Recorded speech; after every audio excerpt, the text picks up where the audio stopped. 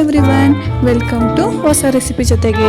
ಇವತ್ತು ನಮ್ಮಮ್ಮ ಮಾಡ್ತಿದ್ದಂತಹ ಸಾಂಬಾರ್ ರೆಸಿಪಿನ ಕದ್ದು ನಿಮಗೆ ಆ ರೆಸಿಪಿನ ತೋರಿಸ್ತಿದ್ದೀನಿ, ಯಾವ ರೀತಿ ಮಾಡೋದು ಅಂತ ಬನ್ನಿ ನೋಡೋಣ. ಫಸ್ಟು ಒಂದು ಕುಕ್ಕರ್ಗೆ 1.5 ಕಪ್ಪಷ್ಟು ತೊಗರಿಬೇಳೆ ತಗೊಂಡಿದ್ದೀನಿ, 6 ಹಸಿಮೆಣಸಿನ್ಕಾಯಿ ಮತ್ತು ಒಂದು ಸ್ವಲ್ಪ ಉಪ್ಪು, ಇದಿಷ್ಟನ್ನು ಹಾಕ್ಕೊಂಡು ಕುಕ್ಕರ್ ಲಿಡ್ ಕ್ಲೋಸ್ ಮಾಡಿ 2 ವಿಷಲ್ ಕೂಗಿಸ್ಕೊಳ್ಳೋಣ.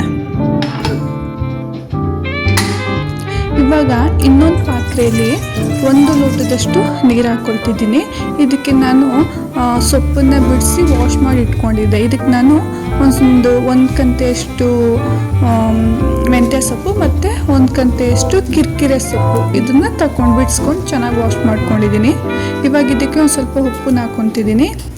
ಇದು ಒಂದು ಸ್ವಲ್ಪ ಚೆನ್ನಾಗಿ ಸೊಪ್ಪು ಒಂದು 1/4% ಬೇಯಬೇಕು. ಇವಾಗ ಕುಕ್ಕರ್ ವಿಶಿಲ್ ಆರಿದೆ. ಇವಾಗ ನೋಡಿ,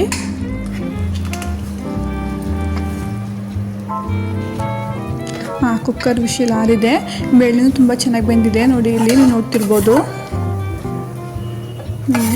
ಇವಾಗ ನಾವಿಲ್ಲಿ ಏನು ಹಸಿಮೆಣಸಿನ್ಕಾಯಿ ಹಾಕಿದ್ದೀವಿ ಅದನ್ನು ನಾವು ಒಂದು ಮಿಕ್ಸಿ ಜಾರಿಗೆ ಹಾಕ್ಕೊಳ್ಳೋಣ. ಇವಾಗ ನಾನು 6 ಮೆಣಸಿನ್ಕಾಯಿನ ಆ ಬೇಳೆ ಜೊತೆಗೆ ಹಾಕಿದ್ದೆ. ಅದು 6 ಮೆಣಸಿನ್ಕಾಯಿನೂ ನಾನು ಈ ಮಿಕ್ಸಿ ಜಾರಿಗೆ ಟ್ರಾನ್ಸ್ಫರ್ ಮಾಡ್ಕೊತಿದ್ದೀನಿ. ಇವಾಗ ಏನು ಬೇಳೆ ಉಳಿದಿತ್ತು ಅದನ್ನು ಸೊಪ್ಪು ಏನು ಬೇಯ್ತಿತ್ತು ಆ ಸೊಪ್ಪಿನ ಜೊತೆಗೆ ಮಿಕ್ಸ್ ಮಾಡ್ತಿದ್ದೀನಿ. ಇವಾಗ ಇದನ್ನು ಚೆನ್ನಾಗಿ ತಿರುಗಿಸ್ಕೊಂಡು ಅದಂಗೆ ಸ್ಲೋಲಿ ಅಂದರೆ ಲೋ ಫ್ಲೇಮಲ್ಲಿ ಅದನ್ನು ಬೇಯೋದಕ್ಕೆ ಬಿಟ್ಬಿಡೋಣ. ಇವಾಗ ಈ ಮಿಕ್ಸಿ ಜಾರಿಗೆ 1 ಟೇಬಲ್ ಸ್ಪೂನಷ್ಟು ಜೀರಿಗೆ, ಒಂದು 7ರಿಂದ 8 ಬೆಳ್ಳುಳ್ಳಿ ಮತ್ತು ನಾವೇನು ಸೊಪ್ಪು ಅಲ್ಲೇನು ಬೇಯ್ತಿತ್ತು ಆ ಸೊಪ್ಪನ್ನು ಇದಕ್ಕೆ ಆ್ಯಡ್ ಮಾಡ್ಕೊತಿದ್ದೀನಿ. ಬೇಳೆ ಮತ್ತು ಸೊಪ್ಪು 2 ಕೂಡ.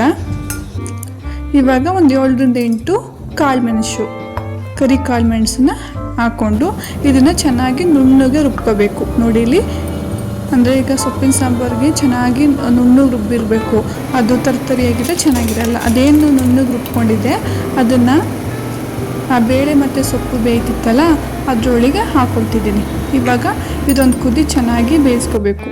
ಇವಾಗ ನೀವು ನೋಡ್ಕೊಳ್ಳಿ, ಯಾಕೆಂತಂದರೆ ನಾನು ಬೇಳೆ ಕುಗ್ಬೇಕಾದ್ರೂ ಹಾಕಿದ್ದೆ ಮತ್ತು ಸೊಪ್ಪು ಬೇಯಬೇಕಾದ್ರೂ ಹಾಕಿದ್ದೆ. ರುಚಿಗೆ ಎಷ್ಟು ಬೇಕು ಉಪ್ಪು ಅದಷ್ಟನ್ನು ಆ್ಯಡ್ ಮಾಡ್ಕೊಳ್ಳಿ. ಇವಾಗ ನಾನು ಇಲ್ಲಿ ಅರ್ಧ ಲೋಟದಷ್ಟು ಹಾಲನ್ನು ಹಾಕ್ಕೊತಿದ್ದೀನಿ. ಈ ಸೊಪ್ಪಿನ ಸಾಂಬಾರಿಗೆ ಇದೇನೇ ಒಂದು ಒಳ್ಳೆ ಟೇಸ್ಟ್ ಕೊಡೋವಂಥದ್ದು ಮತ್ತು ಮೇನ್ ಇಂಗ್ರೀಡಿಯೆಂಟ್ ಅಂತಲೇ ಹೇಳ್ಬೋದು. ತುಂಬ ಚೆನ್ನಾಗಿರುತ್ತೆ ಇದು.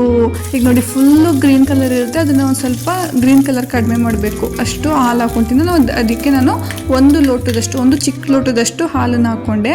ಇವಾಗ ಲಾಸ್ಟಲ್ಲಿ ಎಣ್ಣೆ, ಸಾಸಿವೆ, ಜೀರಿಗೆ ಮತ್ತು ಬೆಳ್ಳುಳ್ಳಿ ಹಾಕ್ಕೊಂಡು ಒಗ್ಗರಣೆ ಮಾಡ್ಕೊಂಡು ಸಾಂಬಾರು ಮೇಲೆ ಹಾಕ್ಕೊಂಡು ನಿಮಗೆ ಯಾವುದು ಮುದ್ದೆ ಜೊತೆಗಾದರೆ ಮುದ್ದೆ, ರೈಸ್ ಜೊತೆಗಾದರೆ ರೈಸ್ ಜೊತೆ ಮಾಡ್ಕೊಂಡು ತಿಂತಿದ್ರೆ ನಿಜವಾಗ್ಲೂ ಹೇಳ್ತೀನಿ ಸಖತ್ತಾಗಿರುತ್ತೆ. ಮನೇಲಿ ಟ್ರೈ ಮಾಡಿ ಹೇಗಿತ್ತು ಅಂತ ಹೇಳಿ.